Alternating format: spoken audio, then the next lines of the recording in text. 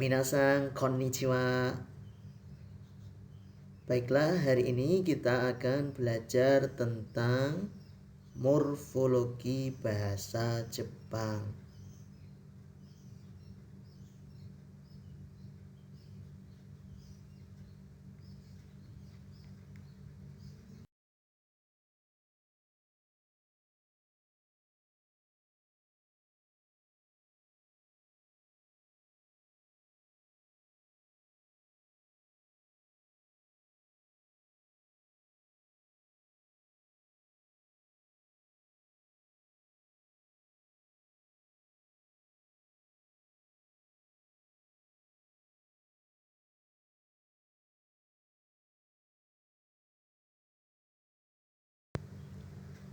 Menurut Koizumi, morfologi adalah suatu bidang ilmu yang meneliti pembentukan kata. Jadi, belajar morfologi berarti kita akan mempelajari seluk-beluk bentuk kata serta pengaruh perubahan-perubahan bentuk kata terhadap golongan dan arti kata dalam bahasa Jepang yang akan kita pelajari. Jika kita berbicara tentang kata, klasifikasi kata ini dalam sejarah linguistik selalu menjadi salah satu topik yang tidak pernah terlewatkan. Sejak zaman Aristoteles hingga kini, termasuk juga dalam kajian linguistik Indonesia, persoalannya tidak pernah bisa tertuntaskan. Hal ini terjadi karena pertama, setiap bahasa mempunyai ciri masing-masing. Dan kedua, karena kriteria yang digunakan untuk membuat klasifikasi kata itu bisa bermacam-macam.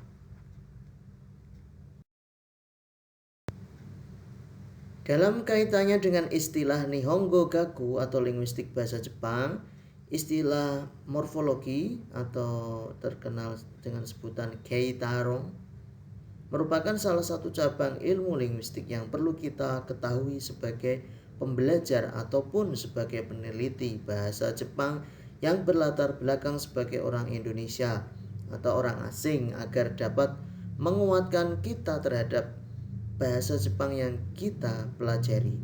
Karena morfologi adalah ilmu yang mengkaji tentang kata dan pembentukannya.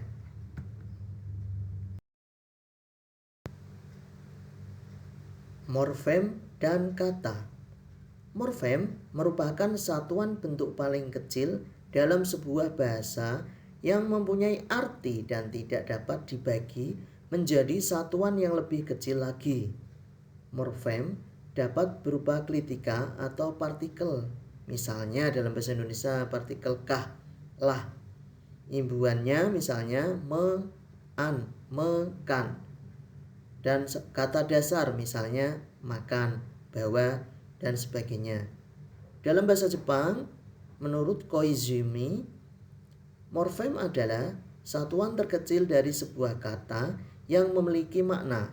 Satuan terkecil dari sebuah kata tersebut merupakan identifikasi dari sambungan fonem yang terbagi lagi menjadi bagian-bagian terkecil atau ungkapan yang mempunyai makna atau isi khusus yang saling berkaitan. Misalnya dalam bahasa Jepang ada kata hongdana, kutsushita. Pada kata hongdana dan kutsushita terdiri dari dua morfem, yakni hong yang bermakna buku, kemudian tana, rak, dan kutsu sepatu, sita bawah. Dalam bahasa Jepang, morfem dapat dibedakan dari dua sudut pandang, yaitu sudut bentuk atau keshiki. Dari sudut bentuk morfem dapat dibagi menjadi dua, yaitu morfem bebas atau jiuke taisho, morfem terikat atau kosoku kei taisho.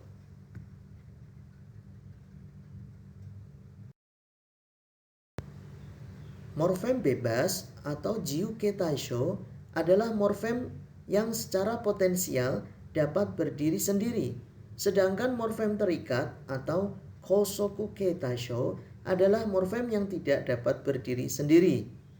Hal ini sesuai dengan pendapat Tanaka menjelaskan bahwa Jiuke taisho atau morfem bebas adalah kata yang hanya terdiri dari morfem bebas.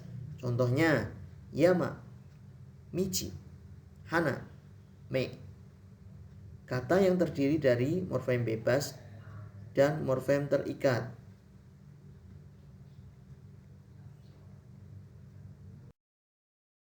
Misalnya ada contoh morfem bebas shiro. Morfem terikatnya i berubah menjadi kata shiroi.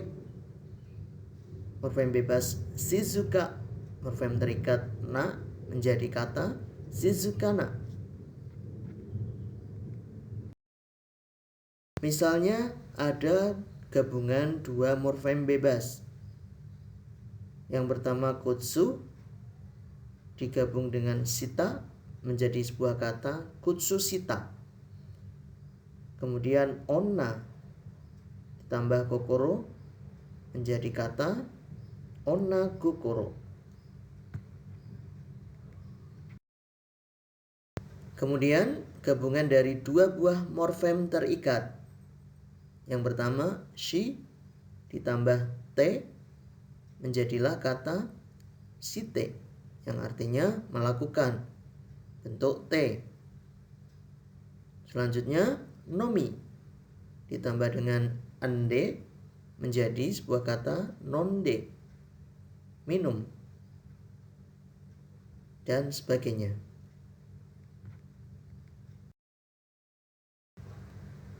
Dalam bahasa Jepang, jumlah morfem dapat terbentuk dari beberapa morfem.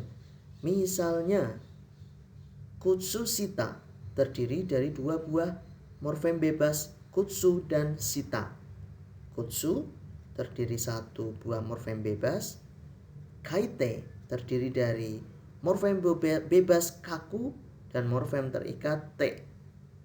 Shiroi terdiri dari morfem bebas shiro dan morfem terikat i. Okane terdiri dari morfem bebas kane dan morfem terikat o. Yuyake terdiri dari dua buah morfem terikat yu dan yake. Keterangan pada kata kaku disebut sebagai gokang atau bentuk dasar dari sebuah kata atau stem. Sedangkan bentuk T disebut sebagai gobi atau imbuhan yang melekat pada morfem terikat. Shiroi terdiri kata shiro sebagai gokang dan i sebagai gobinya. Kata kutsusita merupakan gabungan dari dua buah morfem bebas dari kata kutsu dan sita yang disebut juga sebagai kata majemuk atau fukugogo. Sudut isi atau nayo. Morfem berdasarkan sudut isi merupakan satuan gramatika yang paling kecil yang terdiri dari makna atau imi merupakan inti atau shu, sedangkan bentuk atau katachi merupakan pelengkap atau jiu. Dalam morfologi verba bahasa Jepang terdapat gokang dan gobi. Koizumi menjelaskan gokang adalah morfem yang maknanya terpisah dengan jelas. Menurut Sutedi, gokang adalah morfem yang menunjukkan makna aslinya, sedangkan gobi adalah morfem yang menunjukkan makna gramatikalnya. Morfem terikat dalam bahasa Jepang disebut dengan jurushi. Arti kanjinya dalam bahasa Indonesia adalah kata bantu verba.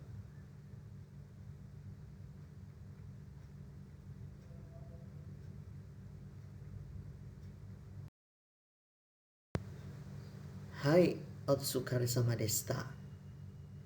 Mata Raishu.